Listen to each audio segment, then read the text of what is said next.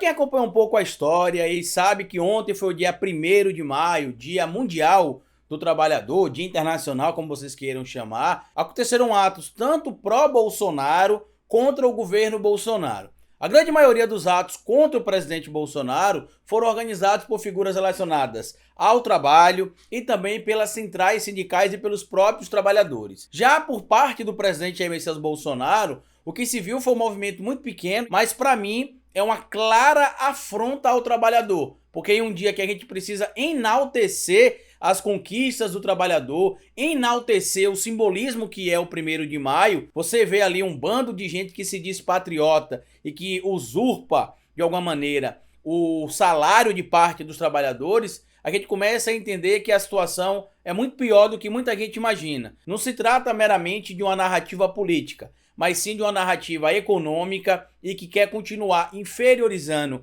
parte da população para que uma parcela da população continue ganhando muito nas custas do trabalhador. Bora pro vídeo.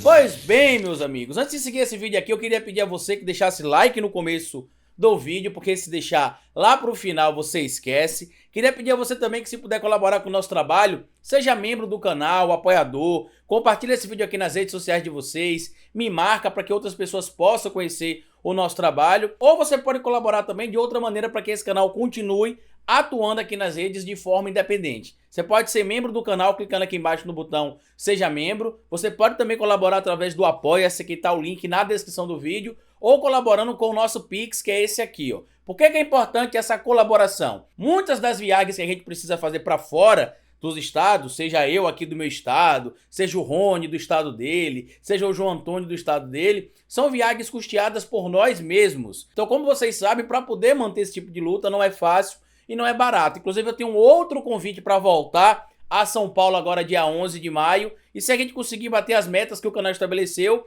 eu estarei lá participando de 2 podcasts de bastante relevância aqui no nosso país. Hoje a gente vai falar um pouco mais sobre o dia 1º de maio, que é um dia relevante para a história do trabalhador, que é uma data que remete ali ainda ao final do século XIX e que tem como ponto de partida os Estados Unidos e a ideia da marcação do trabalho como sendo algo que não deveria tomar todo o tempo do trabalhador. Se solicitou ali a divisão do trabalho para 8 horas aproximadamente, 8 horas para ter convivência com a família, 8 horas para poder ter outros tipos de convivência, capacitações, e depois de uma greve geral, a gente teve alguns direitos trabalhistas atendidos. A gente sabe que tanto na Europa quanto nos Estados Unidos, a média diária de trabalho, ela era entre 12 e 18 horas diárias de trabalho. Os indivíduos que trabalhavam nessas fábricas acabavam trabalhando por muitas vezes cansados, acontecia muito acidente de trabalho, porque a distância da fábrica para casa do trabalhador era muito grande, então o cara trabalhava ali cerca de 18 horas, pegava um transporte que durava 1 hora para ir para casa,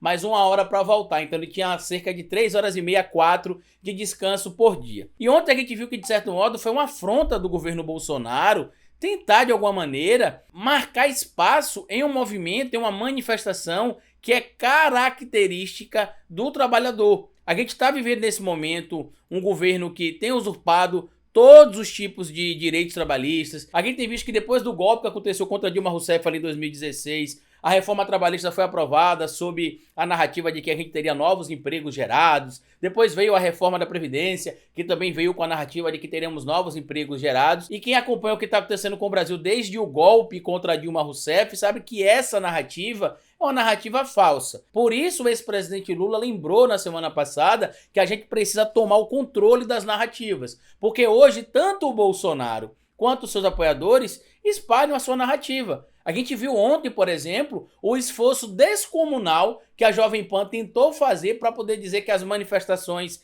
em apoio ao presidente Bolsonaro foram lotadas, quando na verdade foram flopadas, como a gente diz aqui na internet. Apesar das movimentações de esquerda também não terem tido tanta adesão, se você comparasse ali uma manifestação com outra, você via categoricamente que a manifestação dos trabalhadores de verdade e não dos empresários que querem punir os trabalhadores, realmente tinha uma diferença ali. Nas manifestações pró-trabalhadores tinha um número maior de manifestantes, eles ficavam tentando pegar regiões do Brasil ou atos em regiões específicas de São Paulo, menores, para tentar comparar com as manifestações pró-Bolsonaro. Tudo isso remete categoricamente ao ódio que parte do empresariado brasileiro tem do trabalhador e da luta pelos direitos trabalhistas. Eu cheguei a ver, inclusive, de forma desagradável, infelizmente, uma entrevista do senhor Luciano Heng à Jovem Pan, onde ele dizia que os trabalhadores realmente foram para a rua defender o Bolsonaro, porque sabem a diferença do Brasil com Bolsonaro para o Brasil que a gente tinha antigamente. É um Brasil com mais emprego, é um Brasil com mais autonomia financeira, é um Brasil de incentivo ao empreendedorismo, e isso ele está se referindo categoricamente a entregadores de aplicativo e motoristas de aplicativo que trabalham de forma precarizada, mas graças ao establishment, de certo modo, que ocupa o poder nesse momento, graças ao mercado financeiro e graças também a uma elite chula que tem ali, se incutiu na cabeça desses indivíduos que eles não são escravizados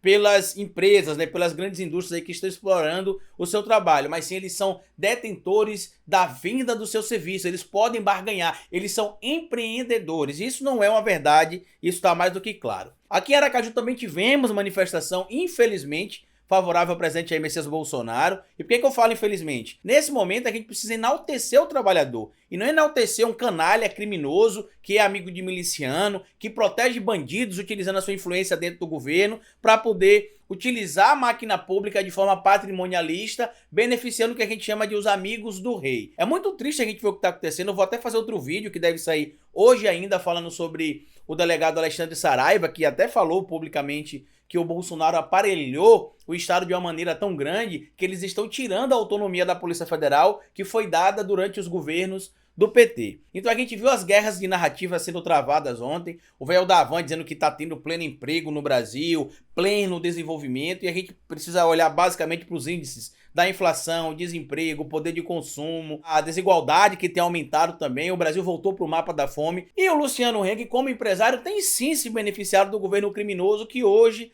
tem aí governado o nosso país. O que a gente pode dizer é que a gente está de olho, precisamos tomar de volta a narrativa, como disse bem o ex-presidente Lula. Eu queria que vocês comentassem aqui embaixo como é que foi o 1º de maio de vocês. Queria também que você compartilhasse esse vídeo com outras pessoas, deixasse like para que a gente continue crescendo aqui. Indique esse canal para algum amigo seu para a gente bater 500 mil de inscritos até o final do ano, porque depois do resultado da eleição, seja ele favorável ao ex-presidente Lula, seja ele desfavorável ao presidente Bolsonaro, a gente vai ter ainda uma, entre aspas, guerra de narrativa muito grande para travar aqui nas redes sociais, ambiente que infelizmente ainda é dominado e infestado por radicais extremistas da direita bolsonarista. Passada essas informações para vocês, tudo que eu disse aqui vai estar fixado no primeiro comentário fixo como fonte. Se você puder mandar esse vídeo para os amigos, como eu disse, é muito importante também. Deixa like, porque como eu sempre digo aqui no final de cada vídeo, e o ex-presidente Lula faz questão de lembrar... Cabeça vazia é a oficina do Bolsonaro.